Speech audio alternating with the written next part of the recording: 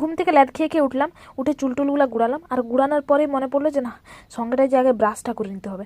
তারপর ব্রাশ করতে গেছি, মুখ হাতে পায়ে জল নিয়েছি, আর জল নিতে নিতে মনে করো যে তোমার পেটে ভাবনা চিন্তা আসছে যে আজকে কি খাবো, এখন কি খাবো।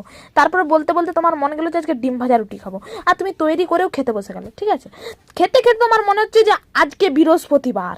শুরু করতে সিরিজ 1 মহাভারত। এখানে যা বাসনপত্র নষ্ট করেছো সব ঝপঝপ করে তুলে নাও।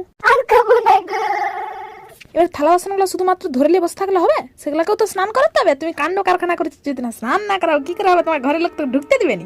মনের ভেতরে একটা আওয়াজ,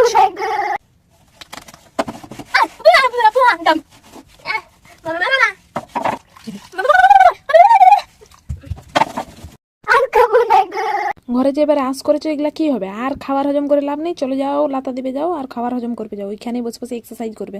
ঠিক আছে,